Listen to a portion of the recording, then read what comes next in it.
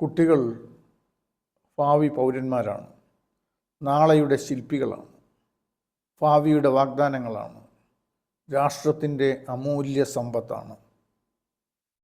William Canton പറഞ്ഞിട്ടുള്ളത്, of all created things the loveliest and the most divine are children. സൃഷ്ടിയിൽ വെച്ച് ഏറ്റവും ദിവ്യവും മനോഹരവുമാണ് കുട്ടികൾ. മൂല്യങ്ങൾ ഉൾക്കൊണ്ട് ശരിയായ ദിശയിലേക്ക് അവരെ വളർത്തേണ്ടതുണ്ട്. നമ്മുടെ മുൻ president doctor APJ Abdul Kalam പറഞ്ഞിട്ടുള്ളത്, നല്ല വ്യക്തികൾ നല്ല കുടുംബങ്ങൾ സൃഷ്ടിക്കുന്നു, നല്ല കുടുംബങ്ങൾ നല്ല സമൂഹത്തെ സൃഷ്ടിക്കുന്നു, നല്ല സമൂഹം നല്ല രാഷ്ട്രത്തെ സൃഷ്ടിക്കുന്നു, നല്ല രാഷ്ട്രങ്ങൾ നല്ല ലോകത്തെ സൃഷ്ടിക്കുന്നു. അങ്ങനെ നല്ല ലോകം സൃഷ്ടിക്കപ്പെടുമ്പോൾ അവിടെ ശാന്തിയും സമാധാനവും ഉണ്ടാകുന്നു. അങ്ങനെ ഉള്ള ഒരു ലോകം പടുത്തുയർത്തുവാൻ രക്ഷിതാക്കൾക്ക് ഒരുപാട് ഉത്തരവാദിത്വങ്ങളുണ്ട്. അവർക്ക് ചെയ്യാൻ സാധിക്കുമെന്നുള്ള ബോധത്തിലാണ് ഈ എപ്പിസോഡ് നിങ്ങളുടെ മുമ്പിൽ അവതരിപ്പിക്കുന്നത്. നമുക്ക് ചുറ്റും നാം ഒന്ന് കണ്ണോടിച്ചു കഴിഞ്ഞാൽ നമുക്ക് കാണാം, മൂല്യങ്ങളില്ലാത്ത രാഷ്ട്രീയം, പൊളിറ്റിക്സ് വിത്തൗട്ട് പ്രിൻസിപ്പിൾ, ജോലി ചെയ്യാതെ ധനസമ്പാദനം, മണി വിത്തൗട്ട് വർക്ക്, മനുഷ്യത്വമില്ലാത്ത ശാസ്ത്രം, സയൻസ് വിത്തൗട്ട് ഹ്യൂമാനിറ്റി. നമ്മുടെ കുടുംബാന്തരീക്ഷം, സാമൂഹ്യാന്തരീക്ഷം, ഉദ്യോഗാന്തരീക്ഷം എന്നിവ കൂടി നമുക്ക് ഒന്ന് പരിശോധിക്കാം. കുടുംബാന്തരീക്ഷത്തിൽ ബന്ധങ്ങളുടെ ശിഥിലതയും പരസ്പര വിശ്വാസമില്ലായ്മയും, സാമൂഹ്യ അന്തരീക്ഷത്തിൽ സഭ്യതയുടെ അതിർവരമ്പുകളുടെ ലംഘനവും ചൂഷണവും, ഉദ്യോഗാന്തരീക്ഷത്തിൽ ഉത്തരവാദിത്വക്കുറവും ആലസ്യവും ഇതൊക്കെ സ്വഭാവമായിരിക്കുന്നു. നമുക്ക് ചുറ്റുമുള്ള പശ്ചാത്തലത്തിലും സാഹചര്യത്തിലുമാണ് കുട്ടികൾ വളർത്തപ്പെടുന്നത്. സാഹചര്യം മോശമാണെങ്കിൽ ശരി, രക്ഷിതാക്കൾക്ക്, പ്രത്യേകിച്ച് അമ്മമാർക്ക് ഒരുപാട് കാര്യങ്ങൾ ചെയ്യാൻ കഴിയും. അമ്മ ആശ്വാസത്തിൻ്റെ മടിത്തട്ടാണ്, പ്രചോദനത്തിൻ്റെ വറ്റാത്ത ഉറവയാണ്, കാരുണ്യത്തിൻ്റെ കലവറയാണ്, സ്നേഹവാത്സല്യത്തിൻ്റെ ഗംഗാപ്രവാഹമാണ്. ആ മാതൃവൈഭവത്തിനു മുമ്പിൽ പ്രണാമം അർപ്പിക്കുന്നു. അച്ഛനും അമ്മയും ഒരു നാണയത്തിൻ്റെ രണ്ട് സൈഡുകളാണ്. അതുകൊണ്ട് അച്ഛനും അമ്മയും രക്ഷിതാക്കളാണ്. അവർ കുട്ടികൾക്ക് വേണ്ടി ചെയ്യാൻ പറ്റുന്ന കാര്യങ്ങളെക്കുറിച്ച് നമുക്ക് പരിശോധിക്കാം. എഫക്റ്റീവ് പേരൻറ്റിങ് അഥവാ ഫലപ്രദമായ രക്ഷകർതൃത്വം, ഇതാണല്ലോ നമ്മുടെ വിഷയം. എഫക്റ്റീവ് പേരൻറ്റിങ് എപ്പോഴാണ് തുടങ്ങേണ്ടത്? കുട്ടികൾ ആരൊക്കെയാണ്? അമ്മയുടെ ഗർഭാവസ്ഥയിലുള്ള കുട്ടി, അതും കുട്ടിയാണ്. അതിനെ ഗർഭസ്ഥ ശിശു എന്ന് വിളിക്കുന്നു. കുട്ടി ജനിച്ചു കഴിഞ്ഞാൽ അതിനെ നവജാത ശിശു എന്ന് വിളിക്കുന്നു. പിന്നീടുള്ള കാലഘട്ടം ശൈശവമാണ്. പിന്നീട് ബാല്യം, അത് കഴിഞ്ഞ് കൗമാരം. അതായത് 18 വയസ്സ് വരെയുള്ള കുട്ടികളെയാണ് കുട്ടികൾ എന്ന് വിളിക്കുന്നത്. ഈ കുട്ടികൾ വളരെയധികം ശ്രദ്ധയും അതുപോലെ പരിലാളനകളും അർഹിക്കുന്നവരാണ്. നാം കണ്ടു രക്ഷിതാക്കളുടെ കടമ എന്താണ്. ഇനി നമുക്ക് ഒരു സ്ത്രീയുടെ കടമ എന്താണെന്ന് നോക്കാം. മാതൃത്വം, അതാണ് ഒരു സ്ത്രീയുടെ പ്രധാന കടമയും കർത്തവ്യവും.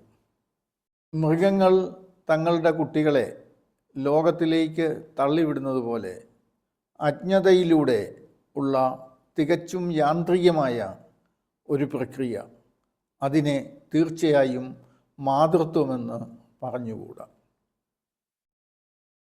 ഒരു പുതിയ ജീവന് വേണ്ടി ബോധപൂർവമായ സൃഷ്ടി, ഒരു പുതിയ ആത്മാവ് ശരീരമായി രൂപം പ്രാപിക്കുന്നതിനുള്ള നിശ്ചയദാർഢ്യത്തോടെയും അതീവ ഇച്ഛാശക്തിയോടെയും ഉള്ള രൂപപ്പെടുത്തൽ, അതാണ് മാതൃത്വം.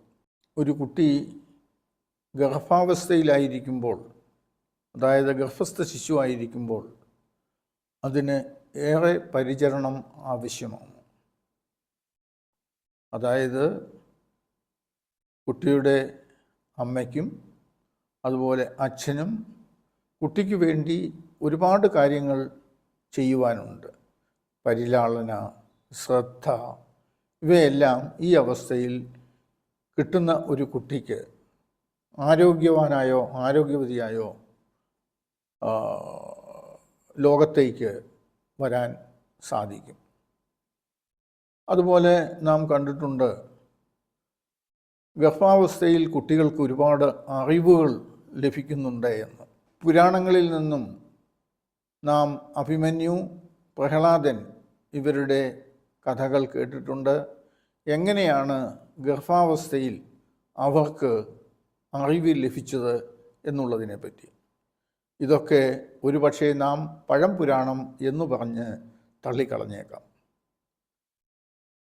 ഇപ്പോഴത്തെ ഈവൻ മനഃശാസ്ത്രജ്ഞന്മാർ പറയുന്നത്, ഒരു കുട്ടിയുടെ ആവശ്യകത പോലും നാം ചിന്തിച്ചാൽ ആ കുട്ടി അസ്വീകാര്യനായ ഒരു വ്യക്തിയായിട്ടായിരിക്കും ഈ പുതിയ ലോകത്തിലേക്ക് വരുന്നത്.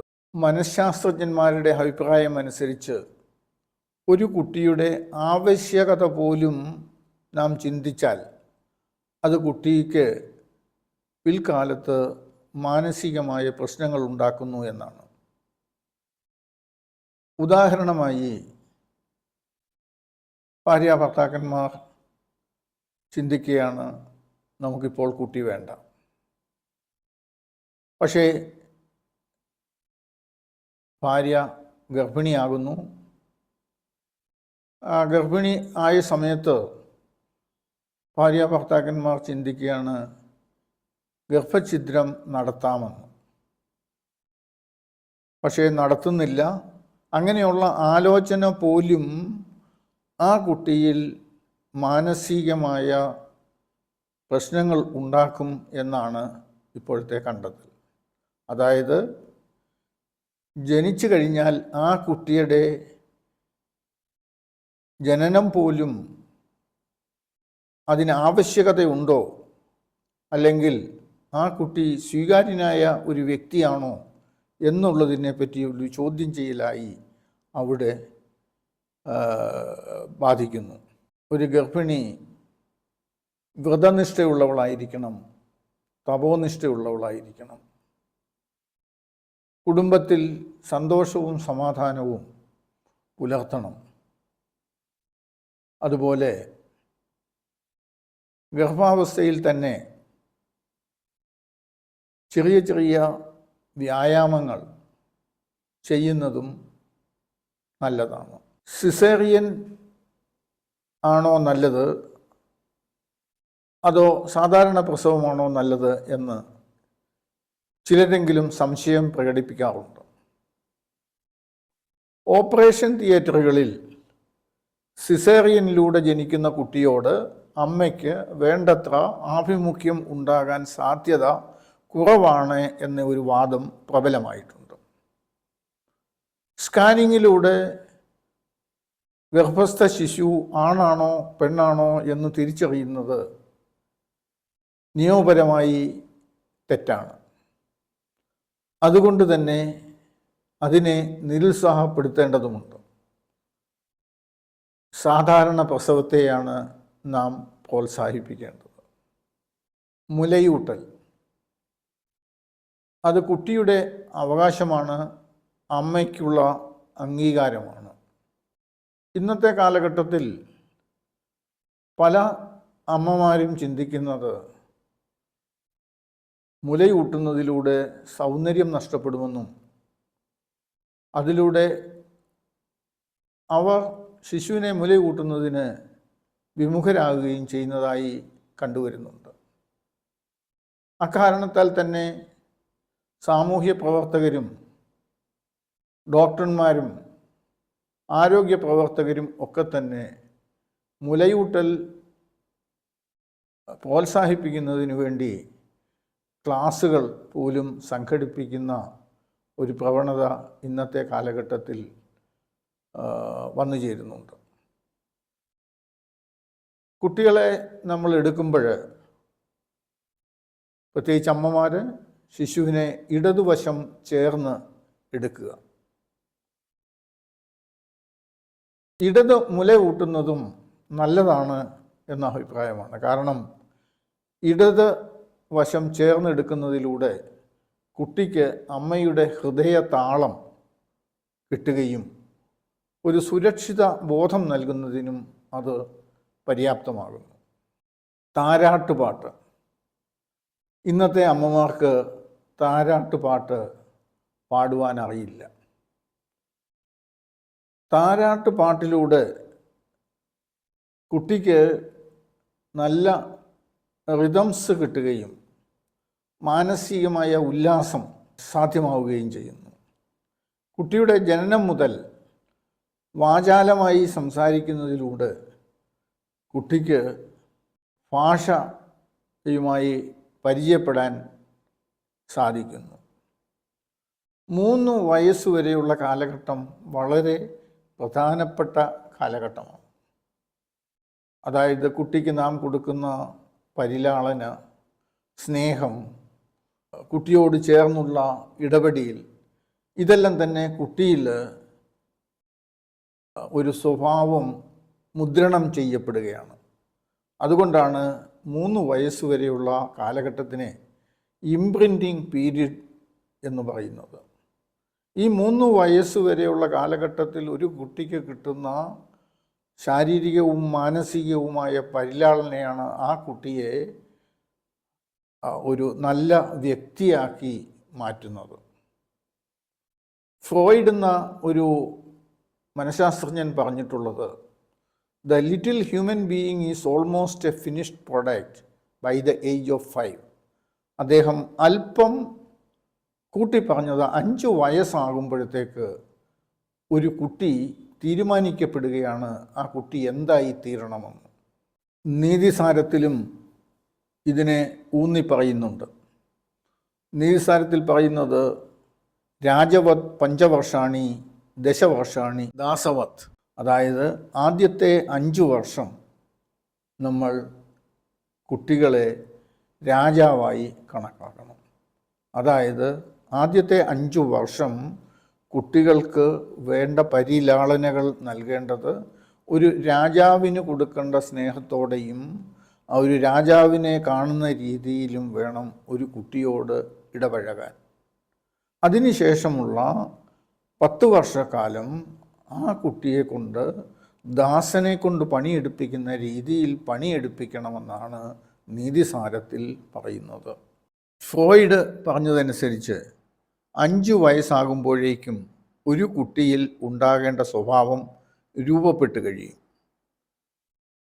രക്ഷിതാക്കൾ 5 വയസ്സിന് ശേഷമാണ് കുട്ടികളുടെ സ്വഭാവ രൂപീകരണത്തിൽ ശ്രദ്ധ പതിപ്പിക്കുന്നത്.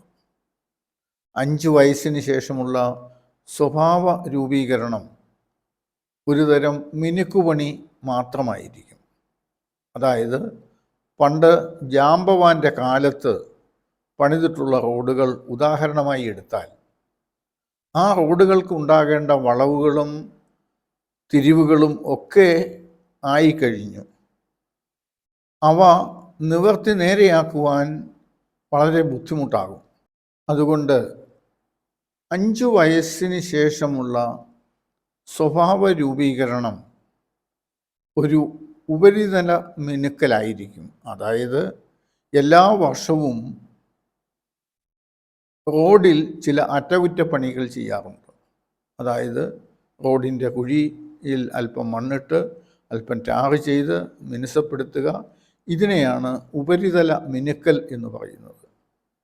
ഇവിടെയാണ് നമ്മൾ നേരത്തെ സൂചിപ്പിച്ച 5 വയസ്സിന് ശേഷമുള്ള ഒരു കുട്ടിയുടെ സ്വഭാവ രൂപീകരണത്തിൽ നാം ശ്രദ്ധിക്കുന്നത് ഒരു ഉപരിതല മിനുക്കൽ മാത്രമായിരിക്കുമെന്ന് പറയുവാൻ കാരണം.